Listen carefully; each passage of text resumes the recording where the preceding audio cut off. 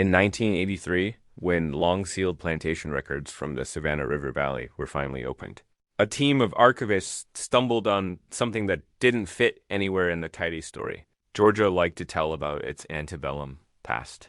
On the Hartwell, a state inventory, buried between lists of livestock and bales of cotton, there was a curious entry, cabin, West Row, occupied by Mulatto Rose, fittings unusual. The file that went with it held sketches and notes from an 1851 inspection. A slave cabin with hand-carved moldings, a brick fireplace with decorative ironwork, glass windows with curtains, and a locked trunk containing items no enslaved person should have owned. The state archivists expected records of cruelty. They did not expect evidence of a single enslaved woman living in a space that looked, on paper, almost privileged. What they found in that cabin's description raised questions.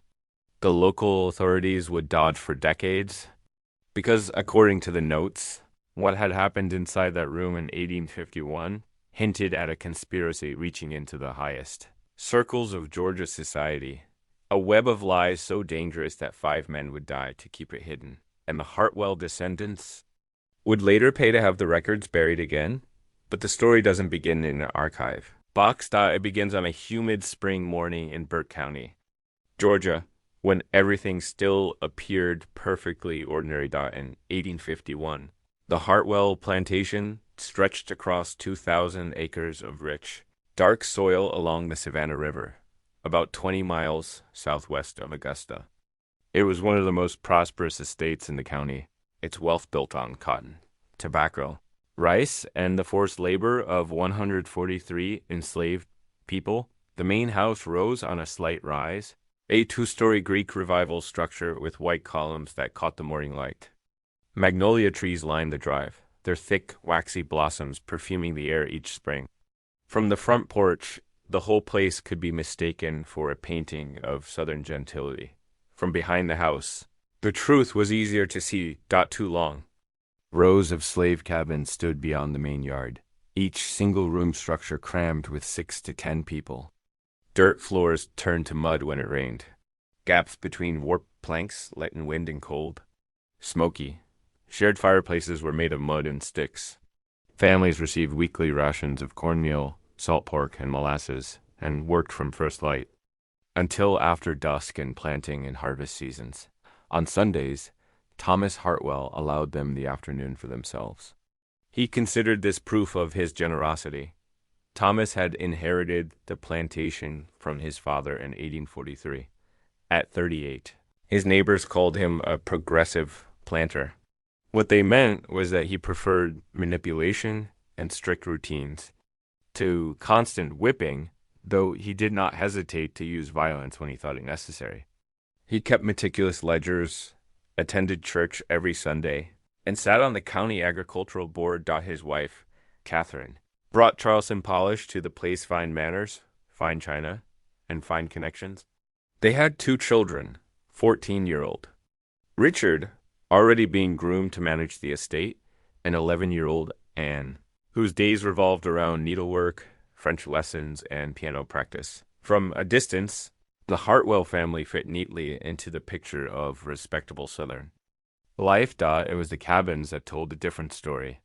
One in particular, the enslaved people's quarters formed 2 straight lines behind the house. But one cabin broke the pattern. It sat slightly apart at the end of the western row, separated by a small strip of open ground just enough distance to feel wrong. At first glance, the cabin looked like all the others. Rough wooden walls, a pitched roof, a single door. But anyone who cared to really look could see the differences. The wood was newer. The roof didn't sag. The door hung straight and true on its hinges. A narrow vegetable garden grew beside it, neatly tended, something no other cabin possessed. But the most unsettling difference wasn't what was there. It was what S and single quotes T. No children darted in and out of that door. No cooking smoke curled from its chimney at dusk. There was no spill of conversation, no bursts of laughter or songs. Only one person lived there. Her name was Rose. Rose arrived at Hartwell Plantation in the summer of 1848, purchased at an estate sale in Augusta. The seller's ledger described her in cold handwriting, mulatto female, approximately 18 years, housed, exceptional appearance, no visible scars. Thomas Hartwell had paid $850 for her, nearly 3 times the usual price for a female field hand. Catherine had not accompanied him to the sale. When the wagon carrying Rose rolled into the yard, people noticed. Her skin was the color of honey in strong light. Her features were delicate, her dark hair long and curling when not tied back. She moved with a measured grace that felt practiced, as if she had been taught to glide through rooms where every misstep might be punished, and she could read. That secret didn't stay secret long. Within days of her arrival, a house slave saw her standing in the main house pantry, calmly reading the labels on medicine bottles. Her speech carried no obvious Southern accent. To those who listened closely, her voice hinted at time spent among white families.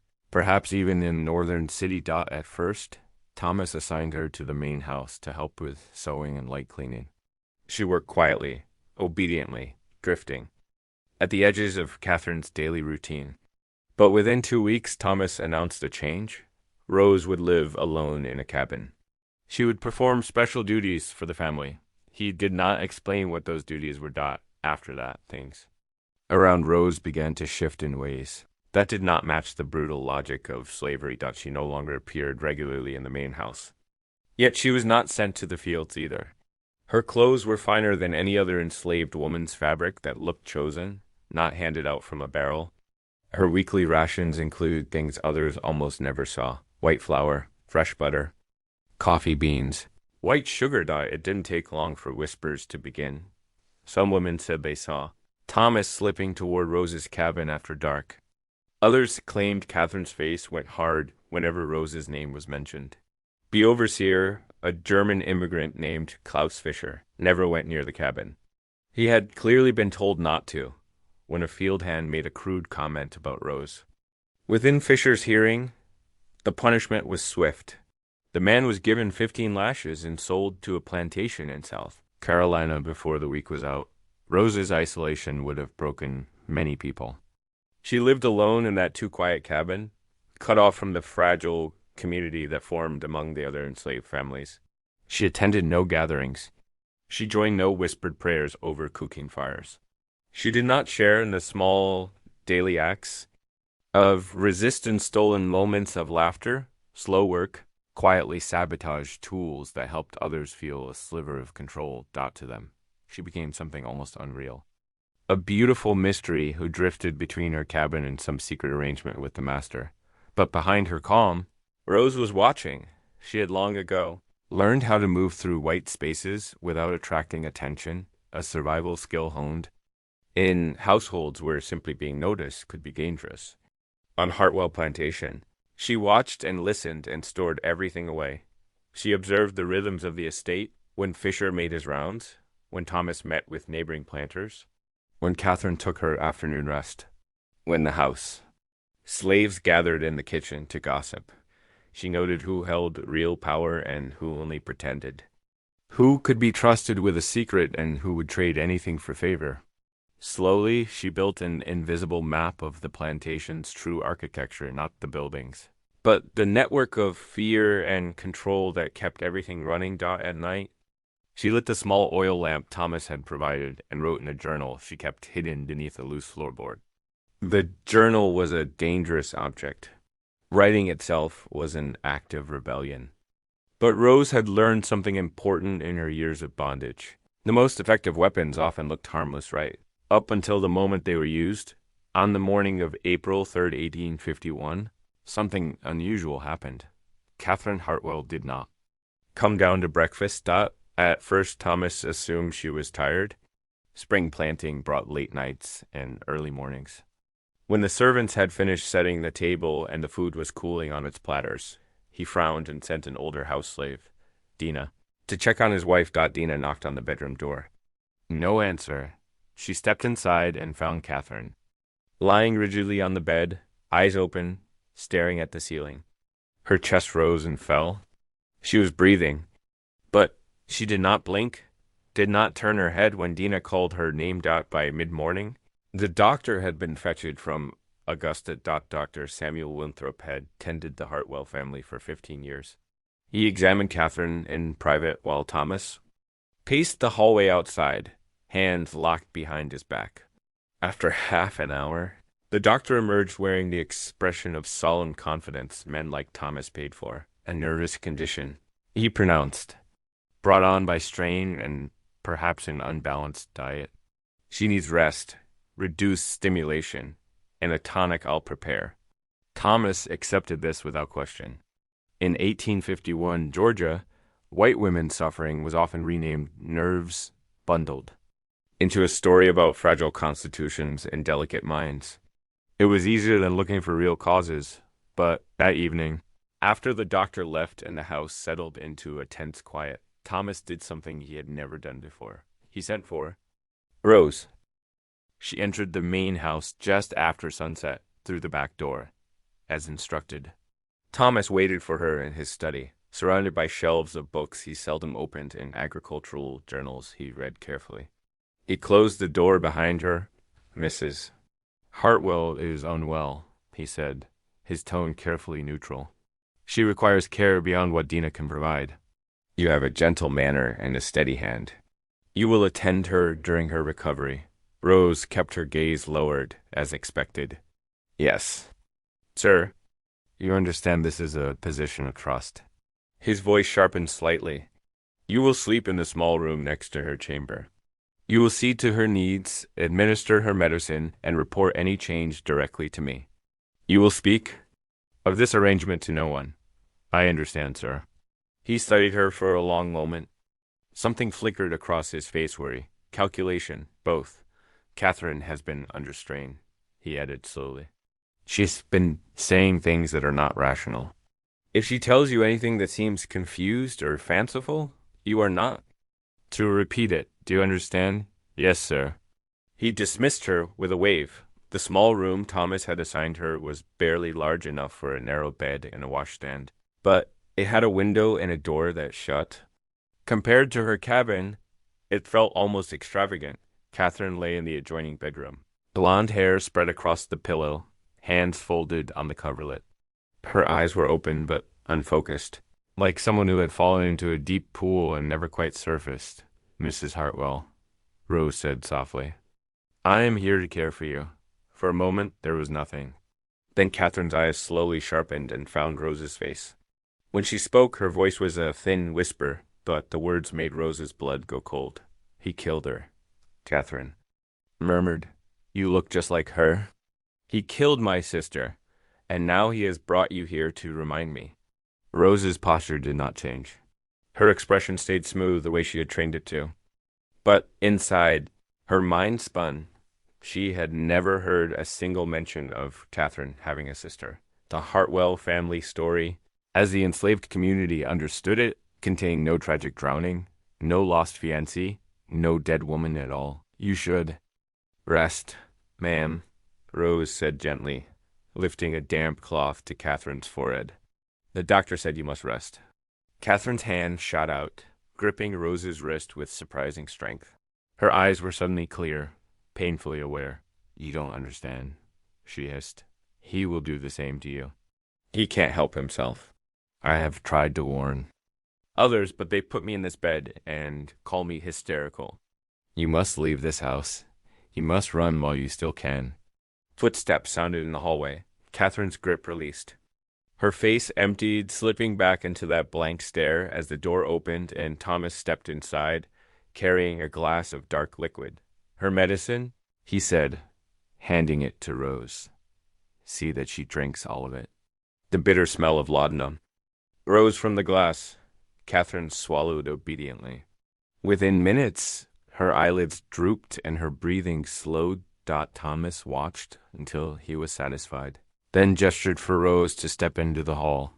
As I said, he reminded her quietly, she speaks irrationally. You will ignore anything she says that does not concern her comfort. Is that clear? Yes, sir. He went downstairs. Rose slipped back into the small room and sat in the darkness, listening to Catherine's drugged sleep and the old house. Creaking around them, a dead sister no one had mentioned, a warning delivered in terror, a husband who needed that warning silenced. Something terrible had happened in this house.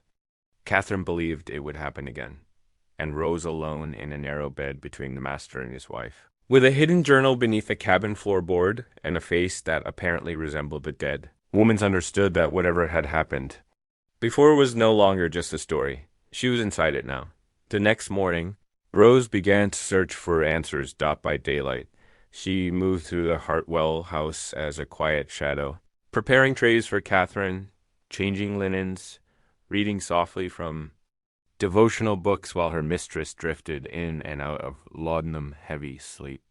But behind every polite gesture, Rose was observing, measuring, and remembering. The house revealed itself in layers. Downstairs, the rooms were a performance of respectability, imported furniture polished to a shine, oil paintings of peaceful landscapes, a piano in the parlor where Anne practiced her scales each afternoon. Everything there was meant to be seen got upstairs. In the family's private rooms, the performance thinned. In Catherine's bedroom, small details betrayed another life beneath the polished surface. A locked cabinet stood against one wall, its key nowhere in sight. On the mantel, in a silver frame, rested a daguerreotype carefully angled so that it faced the bed. The image showed two young women in identical dresses, their faces strikingly alike. One was clearly Catherine younger, and softer around the eyes. The other shared her features but had darker hair, a more serious mouth, and a gaze that seemed to look straight through the lens at whoever held the picture. Rose waited until the opportunity came. Days later, when Thomas rode to Augusta to meet his cotton factor, the house settled into its predictable rhythm. The children were at their lessons. The house slaves were busy in kitchen and yard. Catherine lay dozing under the influence of her medicine, her breathing slow and even. Rose moved to the mantel, lifted the silver frame, and carefully eased the daguerreotype from its casing. On the back, written in faded ink, she found the names: Catherine and Louisa Peyton, Charleston, 1839, Louisa. The name Catherine had whispered in confusion the night before. The sister who, according to everything Rose had heard on the plantation, did not exist. She replaced the picture and crossed to the locked cabinet. The lock was not complex. Years before, in another house and another life, an enslaved carpenter had taught Rose how to coax cheap locks open with a hairpin and patience. White owners assumed enslaved women were helpless with such things. They were wrong. Rose knelt, listened to the faint clicks inside the metal, and within moments the cabinet door gave with a soft sigh. Inside lay stacks of letters tied with ribbons. Gone dull with age?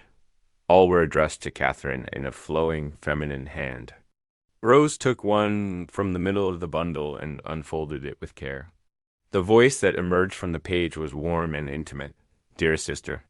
Letter by letter, Rose watched the story unfold. Louisa Peyton, writing from Charleston, described her courtship with one Mr. Thomas Hartwell of Burke County, Georgia. She wrote of his visits, his flattery, his promises.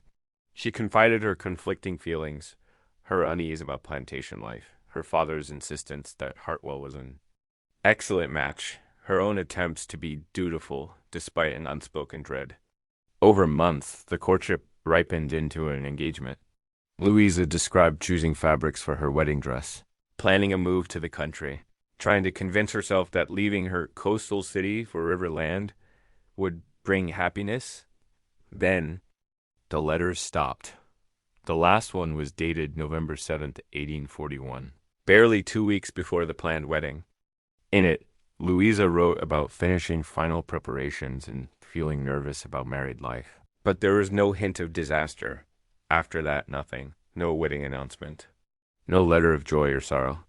Just silence. Rose searched the cabinet again and found no explanation. No obituary. No record of a broken engagement. It was as if Louisa had walked off the edge of the page and vanished. She replaced the letters exactly as she had found them, turned the key back in the lock, and set the daguerreotype on the mantel facing the bed once more. Catherine was stirring, now making small sounds in her sleep. Rose dipped a cloth in cool water and laid it on her mistress's forehead. Catherine's eyelids fluttered. Her gaze caught the silver frame, then shifted to Rose's face. "Lou," she breathed. "No." "Ma'am?" "It is Rose," she answered quietly. Catherine's expression twisted, grief breaking through the drug-induced fog. "I should have stopped her," she whispered. "I should have told her what I suspected. But father said Thomas was a good man. That I was being dramatic, that I was reading too much into silly fears. He said I was lucky he still wanted to marry into our family after the accident." "What happened to Louisa, Mrs. Hartwell?" Rose asked, keeping her voice calm, giving. "Nothing away. They said she drowned," Catherine murmured. "An accident. Thomas took her out to see the land he had bought along the river. He said she insisted on walking close to the water. He said the ground was muddy, that she slipped and fell, that the current was too strong." Her eyes filled. "They found her body miles downstream, tangled in roots." Everyone spoke of how tragic it was, how devoted Thomas was in his grief. Her voice hardened. 6 months later, he began calling on me instead. The words hung in the room like smoke. Rose felt a cold heaviness settle in her chest. "You do not believe it was an accident," she said softly. "I was 15, Catherine answered. 15, but not blind. When Thomas came back to the house that day, his clothes were wet. Yes, but torn as well. He had scratches up his arms and across his face. He said he'd gotten them diving into the river and fighting the current. Maybe he had. Or maybe he got them struggling with Louisa when she tried to pull away from him. I will never know, but..." She paused, swallowing. 2 years later, I found Louisa's diary. She had hidden it behind a loose brick in the fireplace of our shared bedroom in Charleston. In it, she wrote about Thomas's jealousy, his possessiveness, his attempts to cut her off from friends. She wrote that she feared him, that she planned to end the engagement. The last entry said she would tell him during that very carriage ride along the river. "And your father?" Rose asked. "I told him," Catherine said bitterly. "He said I was overexcited, that I was twisting my sister's private worries into drama. He said Thomas had witnesses who had seen them near the river, that the bank was treacherous after rain, and that accidents happen. And then her eyes went bleak. He burned the diary. After that, he encouraged Thomas to court me. We were deeply in debt. Thomas's land and money could save us. My father decided that was more important than what really happened by the river. The truth settled between them. Catherine had been traded to the same man who might have killed her sister, bundled into marriage as neatly as a bale of cotton. Her safety a price her father was willing to pay. Why tell me this now?" "Rose," asked quietly. Catherine looked at her for a long time. "Because you look like her," she whispered. "So much like her. Your coloring, your features. When Thomas saw you at that sale, I saw it in his eyes. I knew what it meant. He is trying to recreate her. A version of Louisa who cannot refuse him.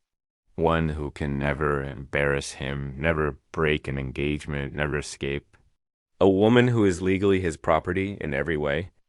Rose wanted to tell herself this was madness, the invention of a mind worn thin by grief and laudanum, but too much of it fit. The price Thomas had paid for her, the isolation, the strange privileges, the rules around her cabin, the way his gaze sometimes slid over her face as if he were measuring her against a memory. She was not just a slave, not even simply a woman he desired. She was a ghost made flesh, a replacement for someone whose death might not have been an accident at all.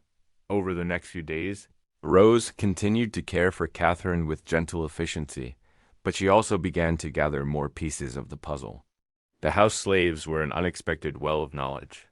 Dina, who had worked at Hartwell Plantation since Thomas's father's time, remembered the visit of a pretty Charleston girl years ago, Louisa, though why she had come was never fully explained downstairs.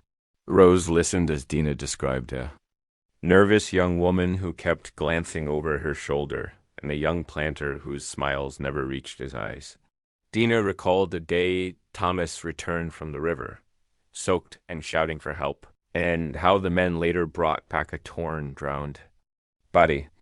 She remembered thinking that Louisa's dress looked ripped as if by desperate hands. Not just Water. Fisher, too, had seen more than his position strictly allowed. As a German immigrant, never fully part of George's planter circle, he's more freely than a local man might. When Rose caught him alone near the barn, she carefully steered the conversation. He admitted that when he'd been hired, Thomas had given him strict rules. Rose was never to be whipped, never to work in the fields, never to have any man near her cabin. It wasn't about kindness, Fisher said. It was about possession. There had even been another woman before Rose, housed alone in the same cabin, favored and isolated in the same way. One day, Thomas announced she'd been sold to an Alabama plantation. Yet Fisher, who handled many practical arrangements, had never seen a bill of sale, and the regular trader swore no such woman had passed through his hands. The pattern became horribly clear. Louisa in Charleston, an unnamed woman in Georgia. Now, Rose down each step, Rose took toward the truth, tightened the noose around her life. She recorded everything in her journal at night, conversations, dates, details, knowing that if Thomas ever found the book, it would mean her death. But she also understood something else now. Knowledge was the only weapon she had. She could not testify in court. She could not accuse a white man and hope to be believed, but she could write. She could preserve what others wanted to erase. Catherine's health slowly improved. The more she talked, the less haunted her eyes looked. Sharing the story she had carried alone for a decade seemed to lift weight from her chest, even as it added to Rose's. I tried to be a good wife, Catherine said one afternoon as Rose brushed her hair, long pale strands falling like silk. Through Rose's fingers, I thought if I was perfect enough, if I ran the house well, if I bore him children, he would leave the past behind. But I see now he never wanted me. He wanted Louisa. And when she defied him, he decided to find someone he could own completely instead. She gave a short, bitter laugh. People say you are a slave and I am a free woman. I no longer believe there is such a clean line between us. I cannot own property, cannot keep my own money, cannot leave this house without his permission. If I ran, the law would drag me back. I am his in the eyes of the law, same as you. Rose knew this was no comfort, yet the shared recognition hung between them like a fragile bridge. Have you ever thought of leaving? Rose asked, where would I go? Catherine replied. My father would send me back. Society would treat me as mad or wicked. Thomas would raise the children to believe I had abandoned them. No, my cage is lined with lace and gilt, but it is a cage all the same. As she spoke, they heard a knock at the door. Richard, 14 now, stood in the frame, lanky and serious, already carrying his father's sharp-boned face. He looked at Rose with a discomfort he could not name, as if some part of him knew the system he'd been raised to inherit was wrong, even as he benefited from it. Mother, he said stiffly. Father wishes to see Rose in his study. Rose descended the stairs with a calmness she did not feel. Thomas sat behind his desk, pretending to study a ledger. He did not look at her right away.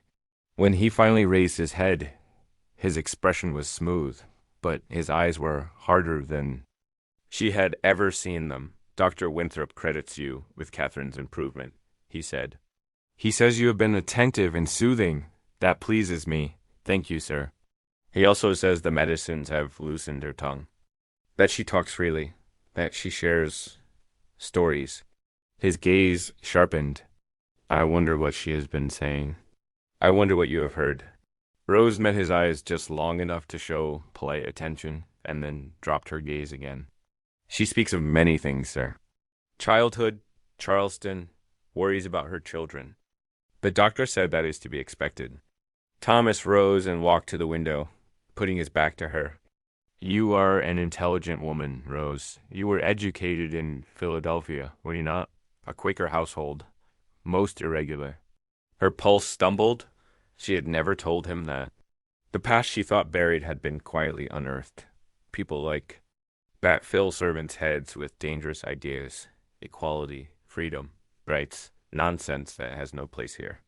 I paid a high price for you because of your refinement. His voice grew cold.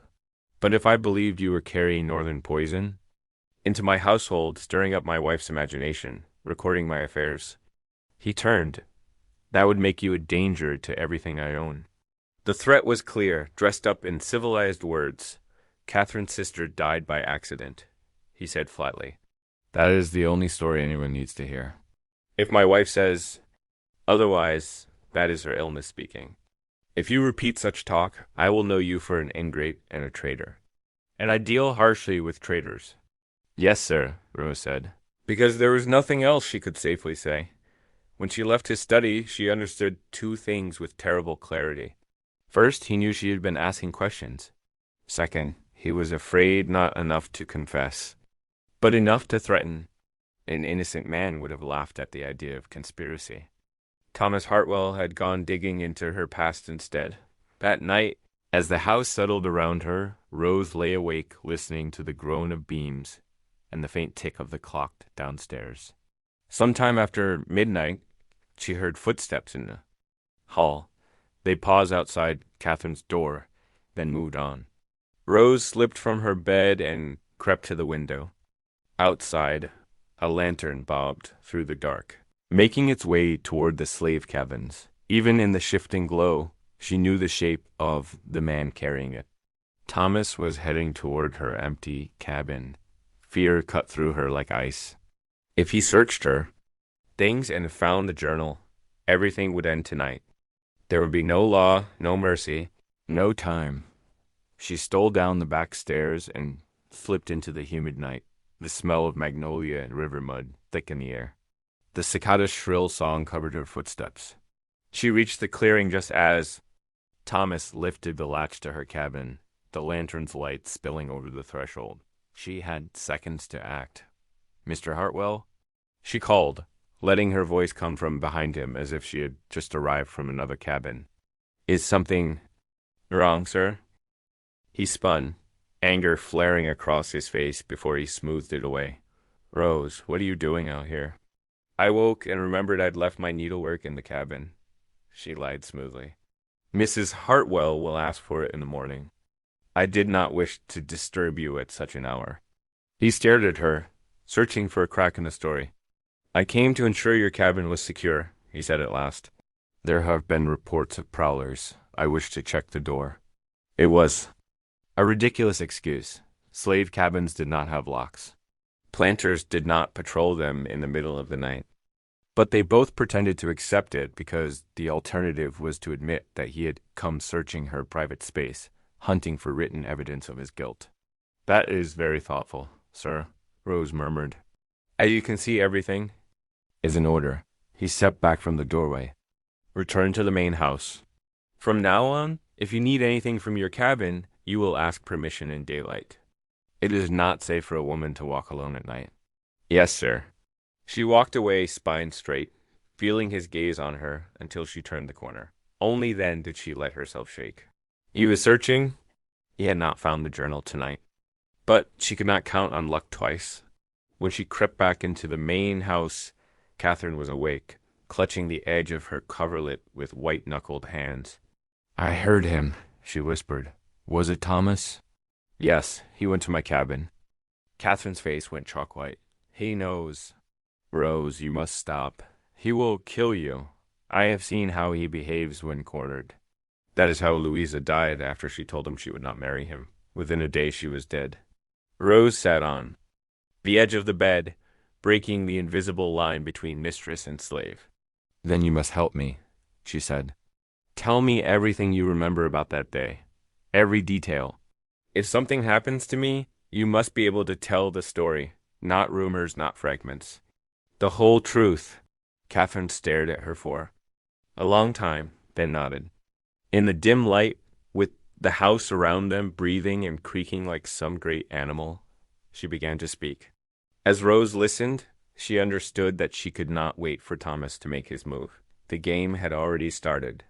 The only way she might survive it was to force his hand, and to make sure that this time his secrets would not go back into.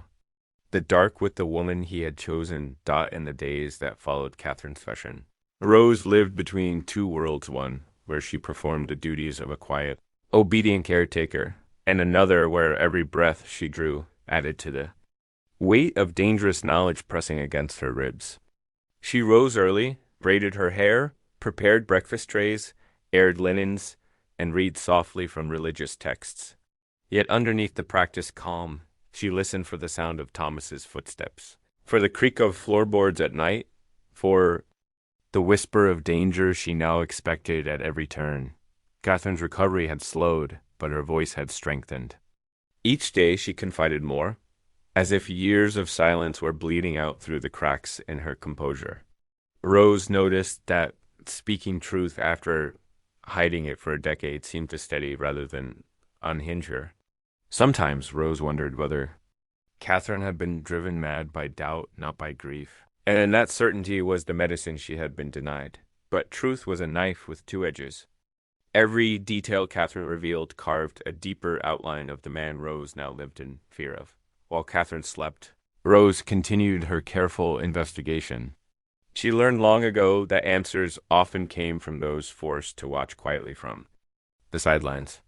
Enslaved people had always been witnesses to the private lives of white families, storing knowledge no one suspected they possessed.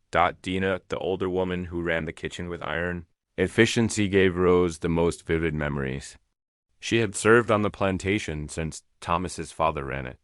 She remembered the day Louisa Peyton visited, before any engagement was announced. While kneading dough one humid afternoon, Dina described Louisa's expression. Pretty as a picture, she said, hands moving with practiced rhythm, but nervous, always glancing at the door, like she wanted to leave a room before she ever stepped into it. Master Thomas was all charm, smiling at her like she hung the moon. But there's a kind of smile that hides teeth. I seen it before. Between them, Rose asked quietly, was there tension? Oh, yes, Dina murmured. I was serving in the parlor once. Miss Louisa told him she wanted to wait until spring for the wedding. Her voice was soft, but Master Thomas went still like a hunting dog that spotted something moving in the bushes. I knew then she'd cross some line inside him. Then there was the overseer, Klaus Fischer. He had no illusions about plantation life and lacked the southern instinct to protect white reputations. Rose approached him cautiously one morning.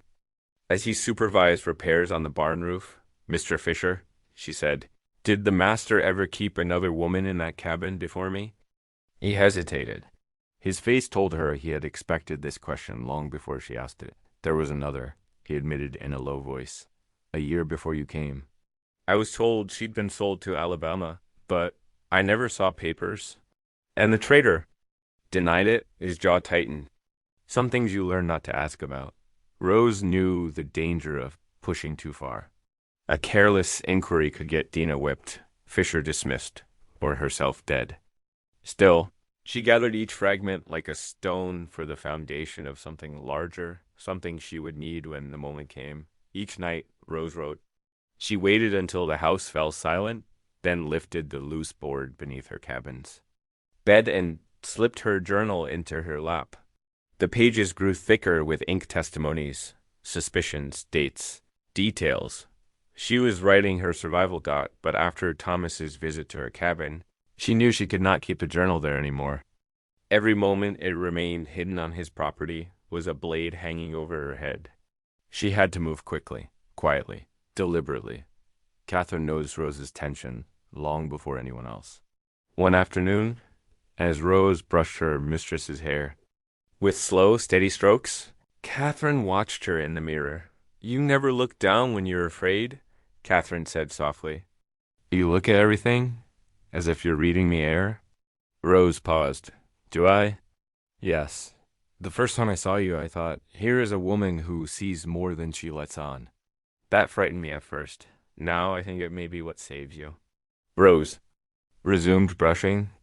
I only mean to understand the world I live in. And to survive it, Catherine whispered. Their eyes met in the mirror. Mrs. Hartwell. Rose said gently, what would you do if you truly believed your husband killed? Your sister? Catherine's face tightened.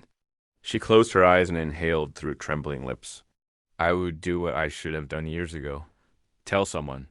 Her eyes opened again, filled with fragile determination. Tell you. The admission hung between them like a vow dot, but Thomas noticed changes to dot. He watched Rose with growing suspicion.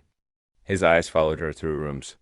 His voice, always controlled, gained a sharpness that pierced through polite phrasing. One evening, as Rose carried a tray of broth to Catherine, Thomas caught her in the hallway. My wife speaks too much, he said quietly. Rose lowered her gaze. I worry, he continued, that her stories are contagious, that someone in her condition might inspire dangerous fantasies.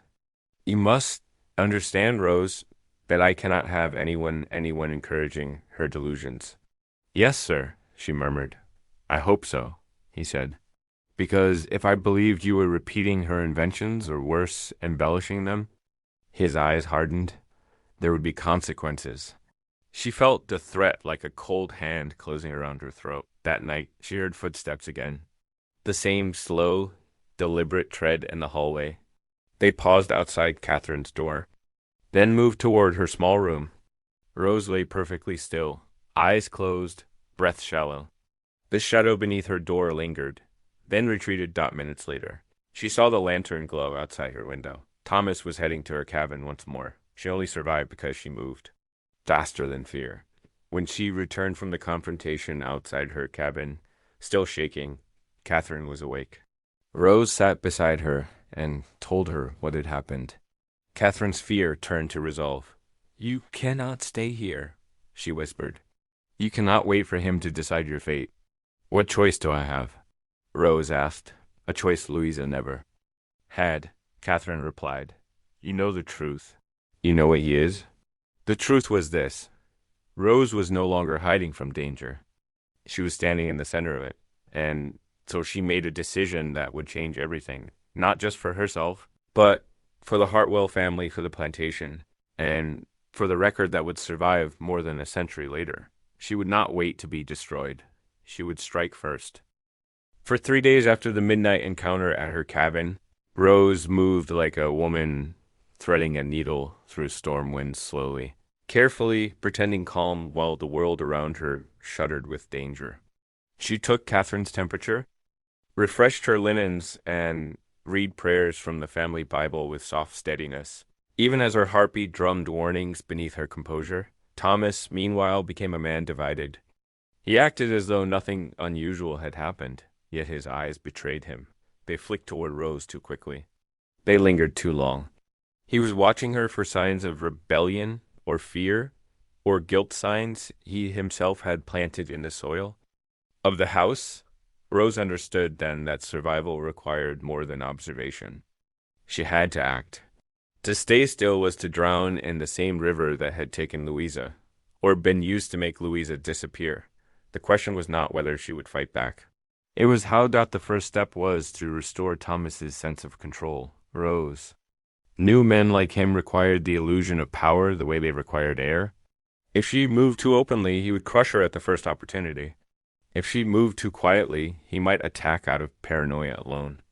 What she needed was a mask familiar, harmless, obedient so she gave him one. She read scripture loudly enough for the servants to hear. The verses chosen deliberately: humility, patience, obedience. She arranged Catherine's pillows with gentle hands whenever Thomas entered the room. She let him see her darning a hem or polishing silver, as though her world had narrowed to the smallest, safest tasks. On Thursday afternoon, she even orchestrated a moment where Thomas, accidentally, saw her reading the Bible to Catherine, her voice low, her posture demure. The performance worked. He paused in the doorway, watched for a long moment, then nodded in faint approval. For the first time in days, Rose saw the tension ease from his shoulders. Good. She needed him calm, because that same evening, she planned to strike. She chose Thursday for a simple reason. Every Thursday night, Thomas held a meeting with his cotton factor and 2 neighboring planters. They drank whiskey, argued about crop forecasts, and filled the study with cigar smoke and laughter. The meetings lasted exactly 2 hours, long enough for Rose to work without interruption. and loud enough to hide small movements around the house. She had timed them carefully for weeks as dusk gathered around the plantation. Rose went to Catherine's room with the laudanum tonic. Catherine's hands trembled slightly as she reached for the cup. Is it tonight? She whispered double quotes, yes. Rose replied. You must sleep deeply. Whatever happens, you must not wake. Catherine swallowed the dose. Her eyelids fluttered. Before sleep claimed her, she caught Rose's wrist. Do not underestimate him, she murmured. He believes he can shape the world to his will. Rose placed Catherine's hand gently on the coverlet. So do I, she said softly downstairs.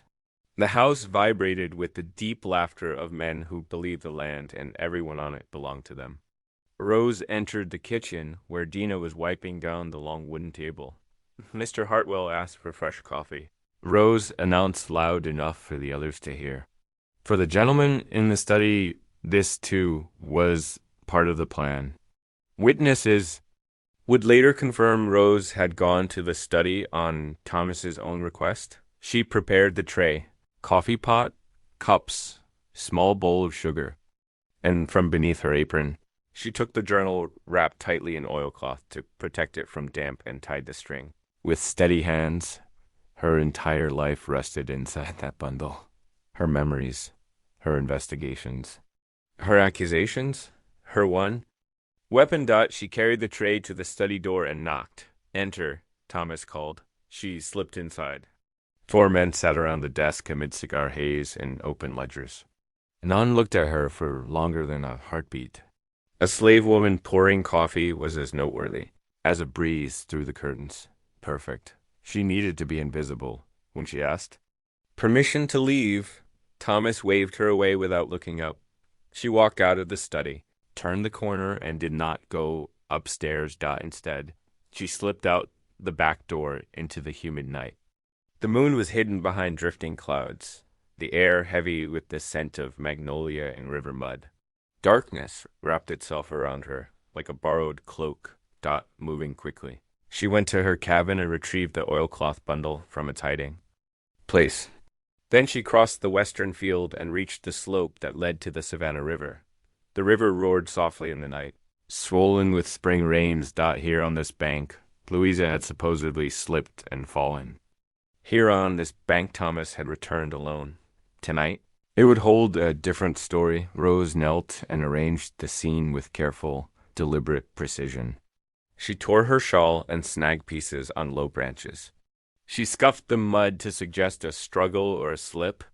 She placed the journal beneath a cluster of brush visible enough to be found by searchers. Hidden enough to appear naturally abandoned. She imagined how it would look at dawn. A torn shawl, a disturbed bank, a missing woman, and a book full of damning truths.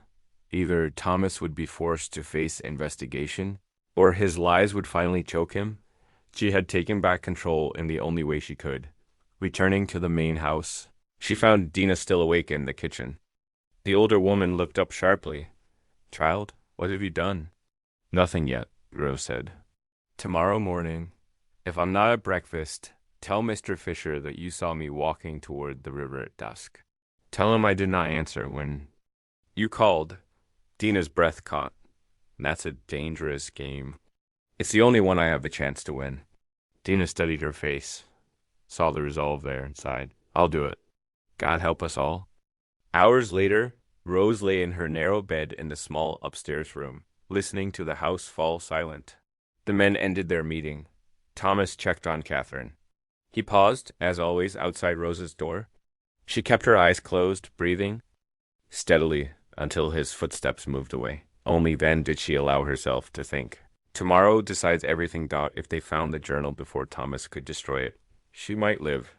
If Thomas found it first, she was dead. There was no middle ground anymore.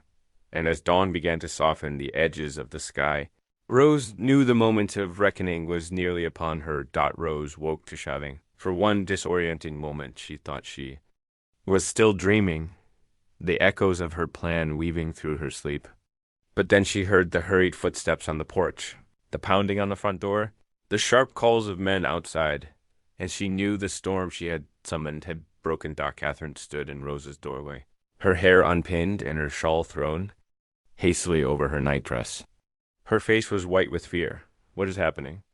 She whispered. I don't know, Rose said, though her heart already understood. Stay here, ma'am. She moved down the stairs with controlled urgency.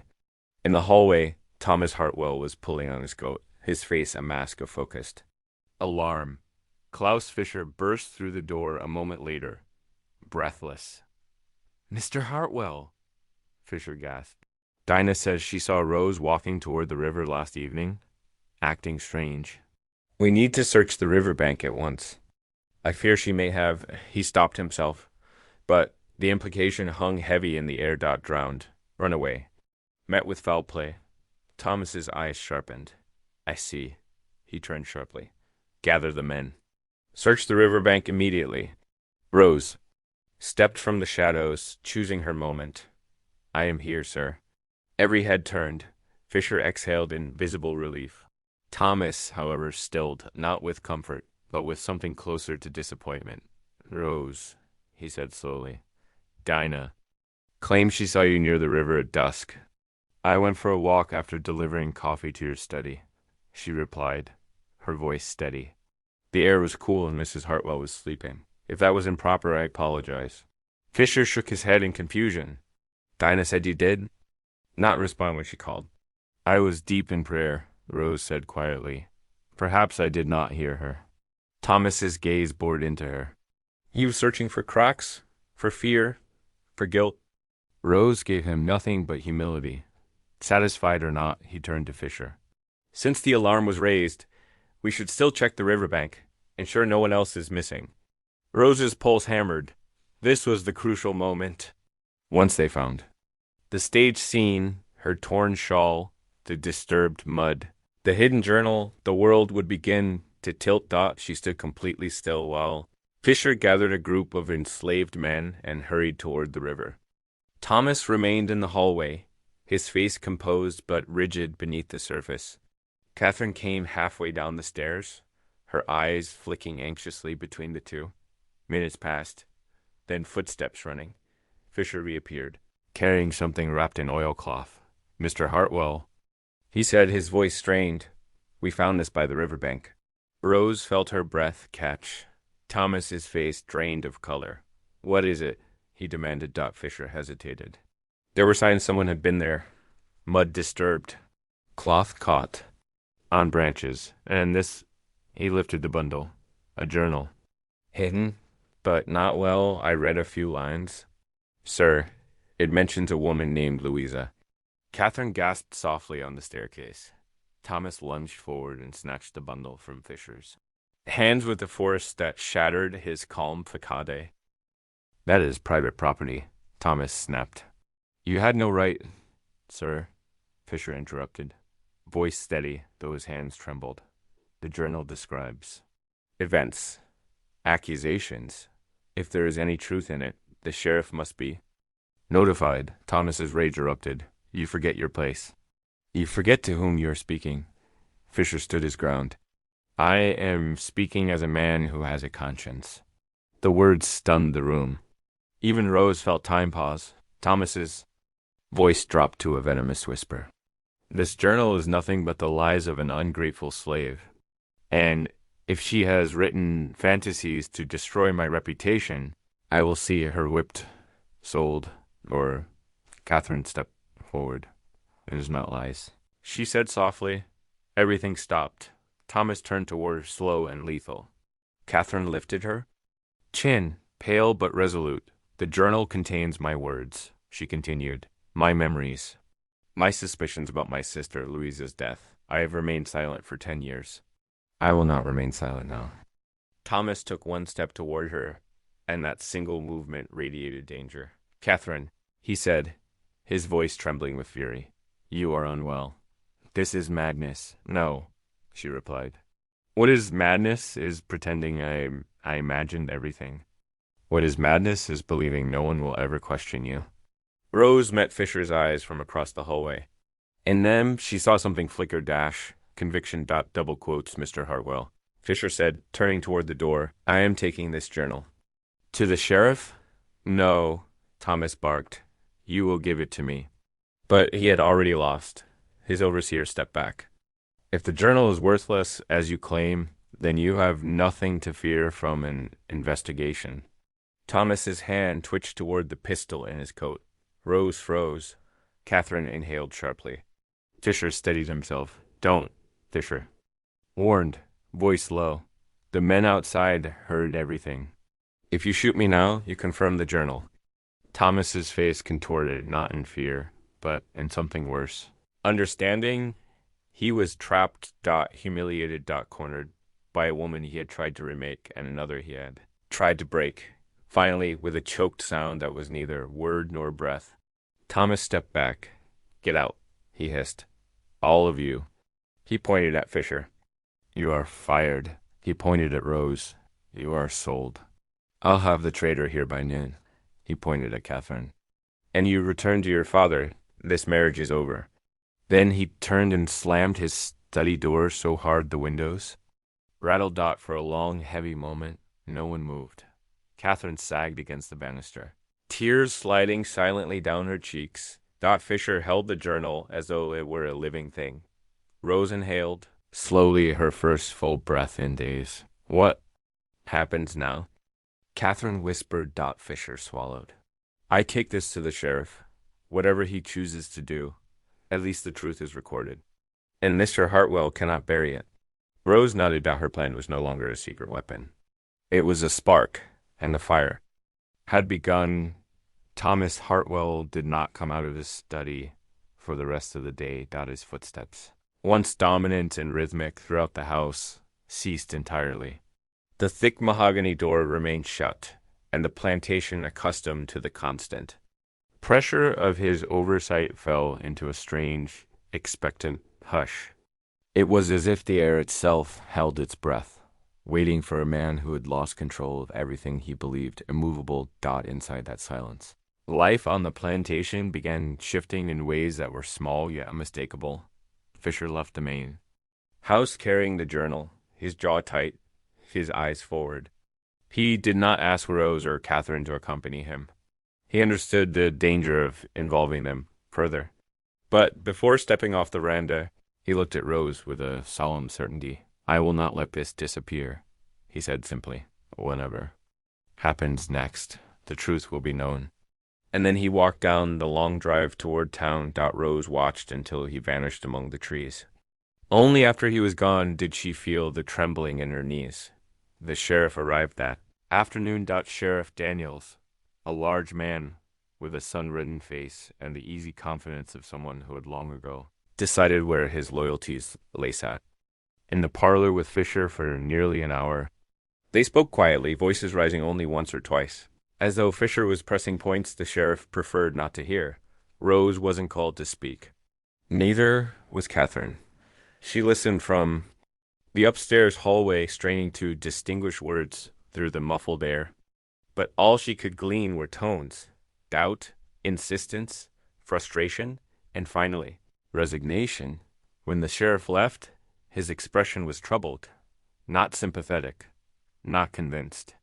But troubled. It was more than Rose had expected. Over the next days, the consequences unfolded like cracks spreading through old plaster. Thomas sent for his lawyer, a severe-looking man who arrived with a leather case full of papers and a grim expression. Business associates visited, one after another, emerging from the study with the tight-lipped look of men who didn't like what they now knew. A few offered curt nods to Catherine. None spoke to Rose. Word spread through Burr County faster than Thomas could control. A respected planter accused of murdering his first fiancée. An enslaved woman documenting his secrets in a journal. His own wife supporting the accusations. It didn't matter that the sheriff declined to file charges. Public opinion was the South's true law, and rumor was its swiftest judge. Creditors withdrew or demanded immediate settlement. Neighbors who had shared whiskey and hunting trips avoided Thomas's gaze at church. The agricultural board quietly asked him to step down. By the end of the week, Thomas Hartwell was a man no longer welcome in his own world. Inside the house, Catherine changed too. Her strength returned as though her voice had carried medicine no doctor could prescribe. She walked without swaying, spoke without hesitation, and began making arrangements to leave once the legal formalities allowed. One afternoon, she sat at her vanity brushing her pale hair, each stroke slow and controlled. Rose stood behind her, folding garments into a travel trunk. I used to think I had no choices, Catherine said softly. But I see now, I simply did not take them. Rose paused. What choices do you have now?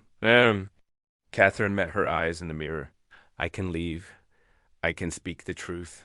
And I can refuse to let the rest of my life be defined by a man who nearly destroyed 2 women before me.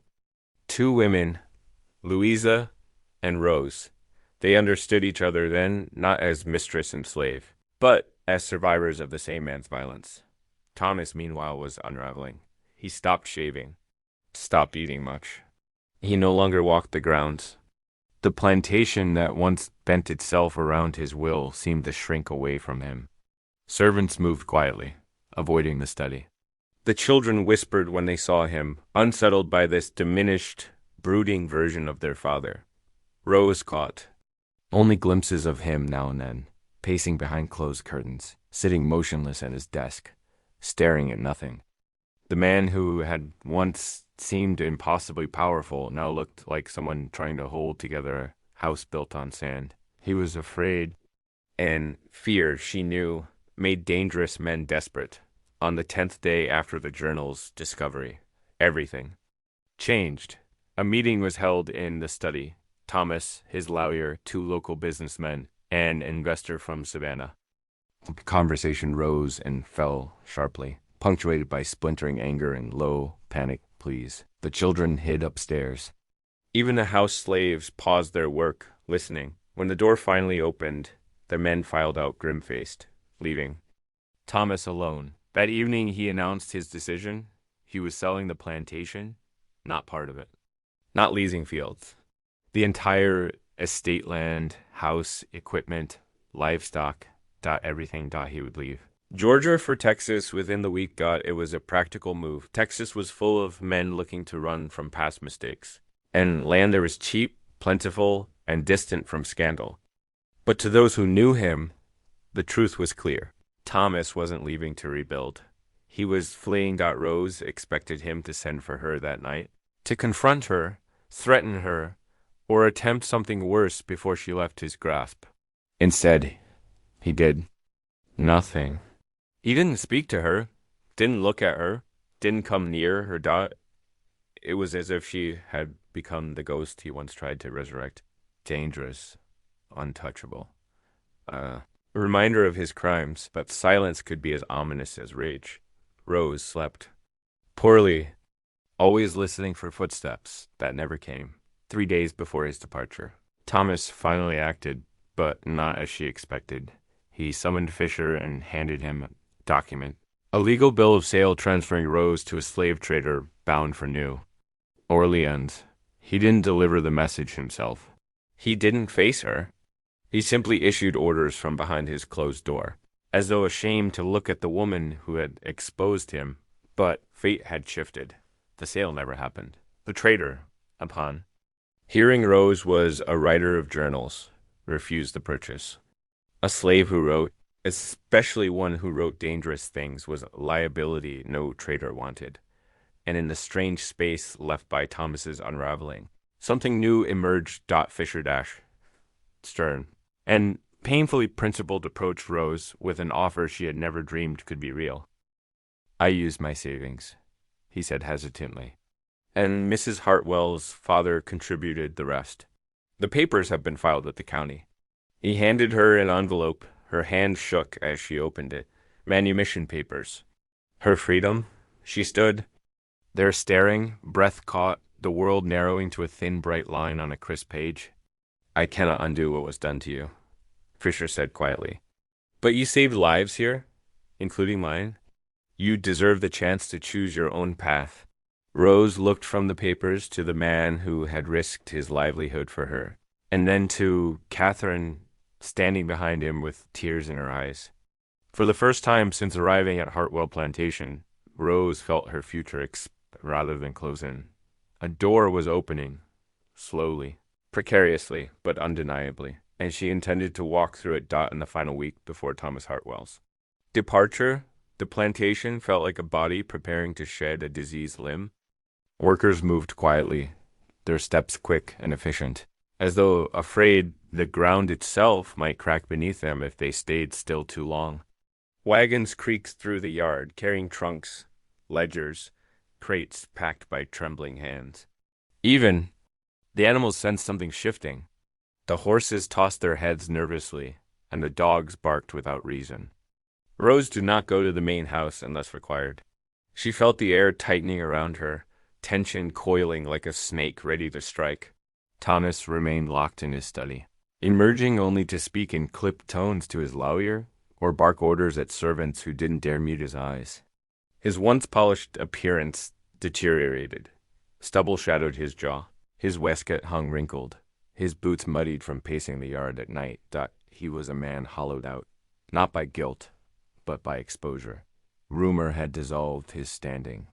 He had no protection left but escape. Catherine, meanwhile, packed her belongings under Rose's quiet assistance. Trunks lined the hallway, filled with dresses, heirlooms, and the children's belongings. For the first time in a decade, Catherine seemed to breathe without fear constricting her chest. "Do you know what freedom feels like?" she asked one afternoon while folding Anne's dresses. Rose paused. "Not yet," she said. "But I think I will soon." Catherine smiled faintly. Then we are both stepping into something new. There was no pretense left between them, no hierarchy. Only shared survival. Catherine also insisted. "Rose, keep a small velvet pouch containing a silver comb and 2 gold coins. You will need resources," she said. "Independence is not simply a feeling. It is something you must guard." Rose tried to refuse, but Catherine pressed the pouch firmly into her palm. "I owe you more than this," she said. "But for now, take it." On the morning Thomas was set to leave, the plantation gathered, some out of duty, others out of morbid curiosity. Thomas stepped onto the veranda, looking thinner, older, as if the weight of his past had finally crushed the facade. He'd worn for so long. His eyes swept the group until they found Rose. She stood at the back, her posture straight, her gaze unbroken. In that moment, he seemed to realize that she had become someone beyond his reach, not his possession, not his mirror of Louisa, not his victim. A flicker of something crossed his face, anger, perhaps, but also fear. He descended the stairs without addressing anyone. The finality of his retreat echoed across the yard. Moments later, the carriage door slammed, and the horses lurched forward as the wheels rolled away, kicking dust into the morning sun. A strange stillness settled over the plantation. Thomas Hartwell was gone. But the shadow he cast would linger. Catherine and her children left 2 days later for Charleston. Before stepping into the carriage, she embraced Rose, a gesture neither woman could have imagined weeks before. "If you ever need me," Catherine whispered, "send word. I will not fail you again." Rose nodded, though she knew their paths were parting for vastly different worlds. Catherine climbed into the carriage, pulled her children close, and the horses carried them away from the place where dreams had died and truths had finally surfaced. Rose watched until the road swallowed the carriage, then faced the plantation one last time, the slave cabins, the magnolia trees, the river that had nearly written her fate. She closed her eyes, felt the weight of her manumission papers in her pocket, and exhaled a breath that seemed to carry years of fear out of her body. She walked away with a single bag, a journal of truth, and a future she would define herself. The Hartwell Plantation stood behind her, no longer a place of terror, but a ruin of someone else's power, a chapter closed, another waiting to be written. Rose traveled north by coach, steamboat, and foot. Each mile between her and Georgia felt like a thread snapping loose from the net that had once held her captive. In Philadelphia, where the Quaker family who once sheltered her still lived, she found safety, work, and a name that was hers alone. She wrote, she taught, she lived. Years passed, and the country tore itself apart in war. Slavery crumbled under the weight of conflict and conviction. Emancipation, long whispered about, became reality, messy, imperfect, but real. through those turbulent decades, Rose kept the journal that saved her life tucked beneath her mattress, wrapped in the same oilcloth that had once lain by the riverbank. She added pages to it, accounts of enslaved women she remembered, the injustices she had witnessed, the quiet resistances she had admired. She wrote of Catherine, who divorced the memory of her husband and remade her life in Charleston. She wrote, "A Fisher, who found work at another estate and carried the weight of his choices with quiet dignity." And she wrote of Louisa, whose story had started everything, though she never lived to see its conclusion. In 1889, Rose passed away in her Philadelphia home, surrounded by neighbors who knew her as a teacher, a writer, a woman of exceptional poise. They did not know the full scope of what she had survived, only that she had been shaped by something vast and unforgiving. Among her belongings, neatly labeled and preserved, lay the journal that found its way into Catherine's extended family. Through a final letter, Rose had written one that requested, simply, "Tell the truth. Let no part of it be lost again." Decades later, when the Savannah River Valley records were unsealed in 1983, the Hartwell cabin captured archivists' attention because it contradicted everything they believed about Southern slavery. But when they discovered Rose's journal among Catherine's donated family papers, when they read her words, her testimony, her careful reconstruction of a man who tried to bend life and death to his will, they realized they were not holding a diary. They were holding evidence, proof of a hidden crime, proof of a woman's intellect and bravery, proof that even in bondage, truth could survive. The cabin that once imprisoned her became a monument to resistance. The journal that saved her life became a historical record, and the woman known only as the Mulatto Rose and plantation ledgers became something far greater. A witness, a survivor, a voice that refused to be silenced.